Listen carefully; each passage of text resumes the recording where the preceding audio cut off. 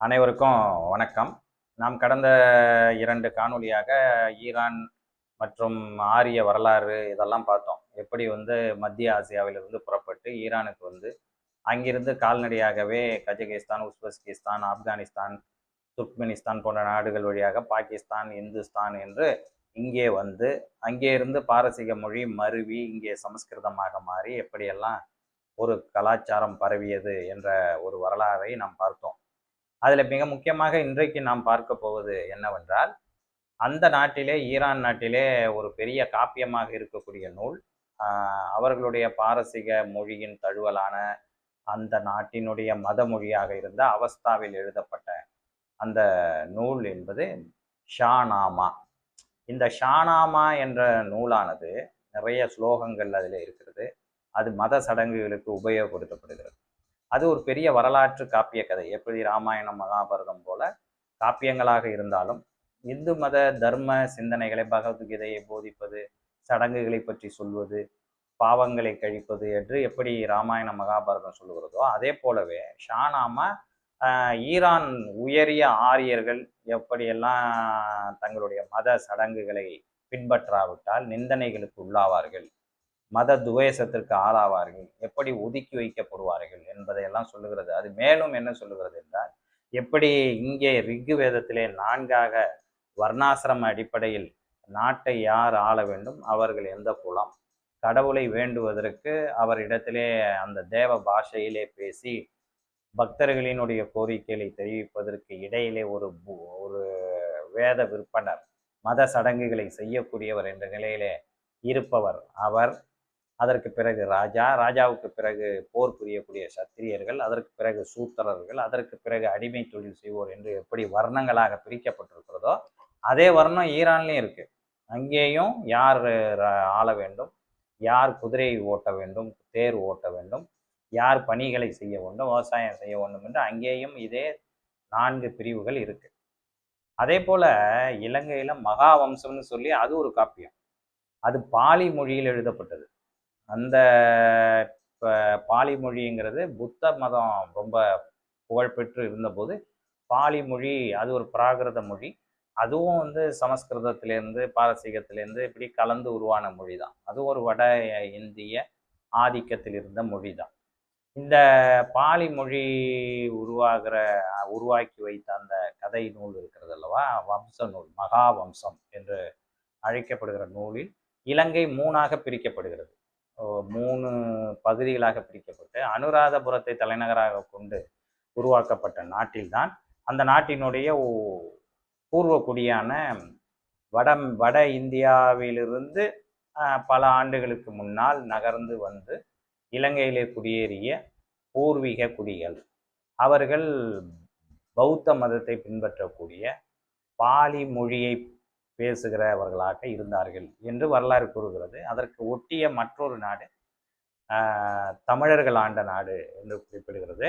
இன்னொரு நாட்டை தமிழர்கள் உள்ளிட்ட திராவிடர்களும் இந்த பாலி மொழி பேசுகிற வட இந்தியாவிலே வந்த ஆரியர்களும் கலந்து அனாரியர்களாக மாறி வலுவிழந்து காணாமல் போய்விட்டார்கள் என்றும், இந்த திராவிடர் தமிழர்கள் என்பவர்கள் ஆரியத்தை ஏற்றுக்கொள்ளாத, பாலி சடங்கு பௌத்த மதத்தை ஏற்றுக்கொள்ளாத, ஒதுக்கி வைக்கப்பட வேண்டிய மிலேச்சர்கள் என்றும் அது ஒரு துவேஷமாக அதில் பேசப்படுகிறது. இதேதான் யாரெல்லாம் மதச்சடங்கை ஏற்றுக்கொள்ளவில்லையோ, குறிப்பாக ஈரான் நாட்டிலிருந்து புனித ஆரிய கோட்பாட்டை ஏற்றுக்கொள்கிற புனித மணிக்கல் வசிக்கிற நாடு என்று ஈரான் நாட்டையும், அதற்கு அருகில் இருந்து எதிரிகளாக இருக்கிற நாடுகளை துரான் நாடுகள் என்றும் அவர்கள் அழைக்கிறார்கள். அந்த துரான் நாடுகளிலேயும் சில பேர் சடங்குகளை முறையாக பின்பற்றுபவர்கள் இருக்கிறார்கள். துரான் நாட்டினுடைய கடைசி எல்லையிலே இருக்கிற சிந்துஸ்தான் என்று ஷானாமா சொல்லுகிறது. அந்த ஹிந்துஸ்தான் நாட்டை சார்ந்தவர்கள் ஆரிய கொள்கையில் தீவிரமாகவும் நம்முடைய மொழியை பின்பற்றுபவர்களாகவும் இருக்கிறார்கள் என்று ஈரான் நாட்டினுடைய காப்பியம் சொல்லுது. அவர்களுடைய நாட்டின் ஒரு பகுதி தான் இந்துஸ்தானில் இருக்கு என்று சொல்லுகிறது. அதே போல மகாபாரதத்தை ராமாயணத்திலையும் ஈரானை அந்த நாட்டினுடைய ஆரிய வர்க்கம் என்று தான் சொல்லுது. அதாவது ஆரிய வர்க்கம் என்றால் ஆரிய நாடுகளை பல பிரிவுகளாக பிரித்தால் அதில் ஒரு நாடாக ஈரான் இருக்கிறது. அதுவும் குறிப்பாக வடமேற்கு எல்லையில் இருக்கிற நாடு என்று மகாபாரதத்தில் குறிப்பாக ரிக்வேதத்தில் ஒவ்வொரு நாடாக சொல்லிகிட்டே வராங்க. ஆப்கானிஸ்தானுக்கு ஒரு பேர், அது காந்தார நாடு என்று வரலாற்றில் அழைக்கப்படுது. ஏன்னா காந்தாரி வசித்த நாடு, பிறந்த நாடு. அதே போல் சகுனி அவர் பிறந்த நாடும் காந்தாரம் தான், ஆப்கானிஸ்தான் தான். அதை இப்படி சொல்லும்போது அதற்கு பக்கத்தில் நீங்கள் உள்ளே போனீங்கன்னா கஜகிஸ்தான், துர்க்மெனிஸ்தான் இது போன்ற நாடுகள்லாம் சிறப்பான குதிரைகள் கிடைக்கிறது.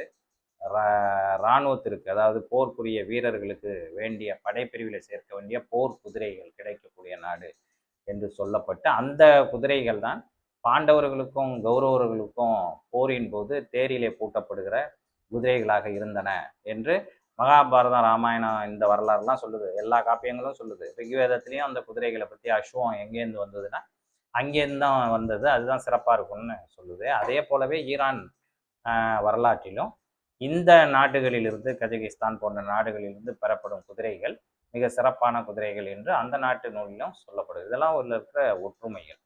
இந்திரனை ஏற்றுக்கொள்பவர்கள், இந்திரனை எதிர்ப்பவர்கள் என்று வடமொழியில தேவர்கள், அசுரர்கள் என்று நம்முடைய வடமொழியில் எழுதப்பட்ட எல்லா மத நூல்களும் சொல்கின்றன. அதுதான் ராமாயணமும் சொல்லுது, அதுதான் மகாபாரதமும் சொல்லுது. எல்லாம் தேவர்கள், அசுரர்கள் என்ற இரு பிரிவை வலியுறுத்துகிறது.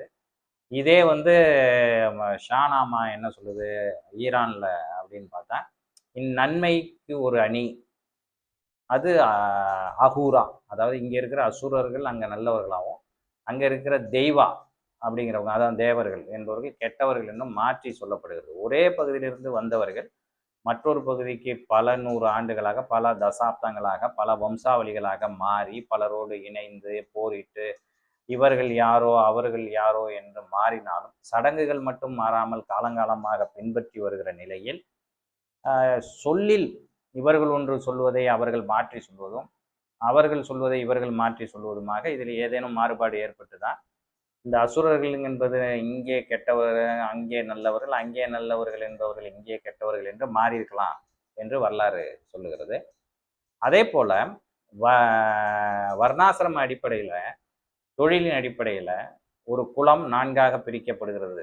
யார் ராஜா, யார் சத்திரியர்கள், யார் விவசாயம் செய்யக்கூடிய சூத்திரர்கள், யார் பஞ்சமர்கள், அடிமைகளாக இருக்க வேண்டியவர்கள், அடிமை தொழில் செய்ய வேண்டியவர்கள் என்று ரிக்வேதம் சொல்லுது, மகாபாரதம் சொல்லுது, ராமாயணம் சொல்லுது, எல்லாத்துலேயும் சொல்லுது.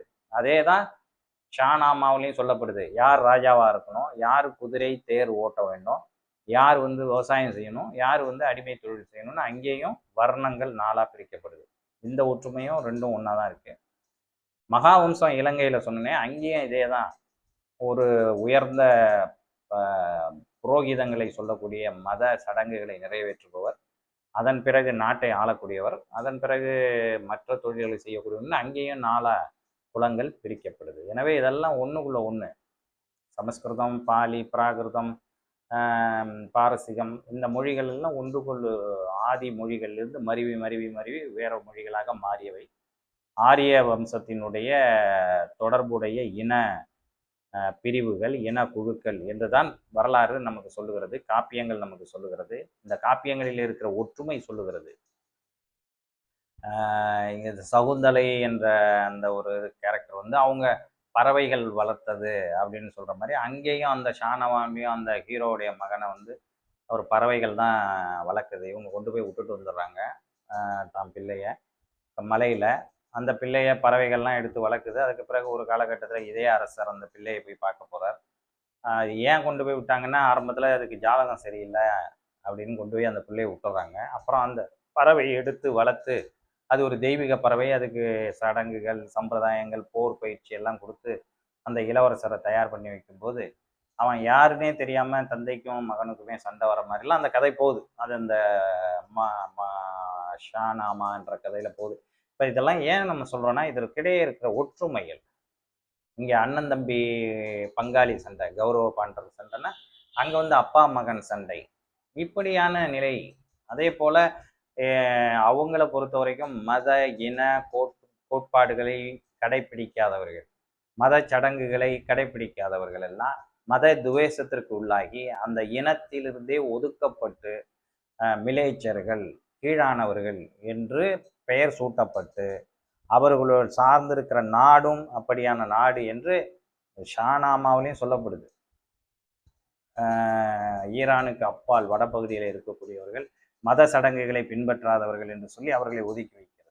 அதே தான் இங்கேயும் தென்பகுதியில் இருக்கக்கூடியவர்கள், குறிப்பாக தென் தமிழகத்தை சார்ந்தவர்கள், ஆந்திரர்கள் கூட சடங்குகளை ஏற்றுக்கொண்டார்கள். ஆனால் தென் தமிழகத்திலே உள்ளவர்கள் ஆந்திர சடங்குகளை ஏற்றுக்கொள்ளவில்லை என்று அவர்கள் என்னதான் அறிவாளிகளாக இருந்தாலும், படைப்பாளிகளாக இருந்தாலும், படிப்பாளிகளாக இருந்தாலும், நம்முடைய சமஸ்கிருதத்தையே தெளிவாக கற்று ஓதக்கூடியவர்களாக, தெரிந்தவர்களாக, அதை அறிந்தவர்களாக, அதில் ஆய்வு செய்பவர்களாக இருந்தால் கூட இந்த சடங்குகளை அவர்கள் ஏற்றுக்கொள்ள மறுக்கிறார்கள். நாகரிகத்தில் சிறந்தவர்கள், கல்வியில் சிறந்தவர்கள் இருந்தாலும் மத சடங்குகளை, நம்முடைய சடங்குகளை பின்பற்றாதவர்கள், நம்முடைய மத குருமார்களை ஏற்றுக்கொள்ளாதவர்கள், நம்முடைய மொழியை, அவர்களுடைய கடவுளை வணங்குவதற்கு ஏற்றுக்கொள்ளாதவர்கள் எல்லாம் இவர்கள்லாம் ஒடுக்கப்பட்டவர்கள் என்று மகாபாரதத்தில் வருது, ராமாயணத்தில் வருது, ரிக்வேதத்தில் வருது. இவெல்லாம் ஒடுக்கப்படுறாங்கன்னு வருது. ஸோ இந்த பிரிவினைகளை ஏற்காதவர்களை ஒதுக்குவது, மாற்று சமூகத்தை சார்ந்தவர்கள் என்று கொச்சைப்படுத்துவது, இதெல்லாம் இந்த 2 காப்பியங்கள்லையுமே 2 கலாச்சாரத்திலையும் பண்பாட்டிலையும் ஊறி திளைத்திருக்கு. ஸோ இந்த ஒற்றுமைகளை பார்த்த நாம் இன்னொன்றையும் பார்க்க வேண்டும். இவங்களெல்லாம் ஆரியர்கள் சரி, இவரெல்லாம் ஒரே பகுதியிலேருந்து வந்தவங்க சரி, ஒரே மாதிரியான மத சடங்கு முறைகளை பின்பற்றுகிறார்கள். ஏறத்தாழ ஆட்சி, சமூக நிலை எல்லாவற்றிலும் 4 வர்ணம் என்று பிரிக்கிறார்கள் சரி. இந்த பெரிய ஒரு விமர்சனம் தந்தை பெரியார் திராவிட கழகத்தை ஆரம்பித்த பிறகுதான் ஏதோ இந்தியாவில் திராவிடம் என்று ஒன்று வந்தது போல் இன்றைக்கு விமர்சிக்கப்பட்டு, திராவிட கொள்கைகளை பின்பற்றுகிற அரசியல்வாதிகளே ஒரு சிலர் செய்கிற தவறுகளை வைத்து ஒட்டுமொத்த திராவிடத்தையே தவறாக ஒரு இளைஞர் பட்டாளமே பார்க்கிற சூழல் ஏன் ஏற்பட்டது? உண்மையிலே திராவிடம் இருந்ததா? திராவிடத்தை பற்றிய குறிப்புகள் இந்த நான் சொன்ன மகாபாரதம், ராமாயணம், ஏன் அந்த ஷானாமாவிலே இருக்கிறதா? மகாவம்சத்தில் இருக்கிறதா? அல்லது பழைய தமிழ் நூல்களிலே இருக்கிறதா? இருக்கிறது என்றால் அவையெல்லாம் ஏது? அதற்கெல்லாம் என்ன வரலாறு? எப்படியெல்லாம் குறிக்கப்படுகிறது? எந்த பகுதியை சார்ந்தவர்கள் திராவிடர்கள்? இனமா, மொழியா? இனத்தை சார்ந்த குழுவா, மொழியை சார்ந்த குழுவா, அல்லது தான் பிறந்த பூர்வீக பிறப்பிடத்தை அடிப்படையாக கொண்ட குழுவா? இனத்தின் அடிப்படையில் ஒரு குழு, ஒரு இனம் என்பது அதனுடைய மொழி அடிப்படையில் ஒரு இனமாக கருதப்படுகிறதா? ஒரு இனம் என்பது அவர்கள் சார்ந்த பகுதி, அப்பொழுது வசிக்கிற பகுதியை சார்ந்ததா, அல்லது பூர்வீகமாக எங்கிருந்து புறப்பட்டு சேர்ந்திருக்கிறார்கள் அதை அடிப்படையாக கொண்டதா? இதை பற்றியெல்லாம் நாம் இன்னொரு நாள் இன்னொரு காணொளியில் நிச்சயமாக பார்ப்போம். வரலாற்று ஆய்வுகளோடு அதற்குரிய ஆவணங்களோடு நாம் அதை பார்ப்போம். அதுவரை நன்றி கூறி விடைபெறுகிறேன். நமது யூடியூப்பை சப்ஸ்கிரைப் செய்து கொள்ளுங்கள். நம்முடைய கருத்துக்களை ஷேர் செய்து உதவுமாறு கேட்டுக்கொள்கிறேன். அதுவரை உங்கள் அனைவருக்கும் நன்றி, வணக்கம்.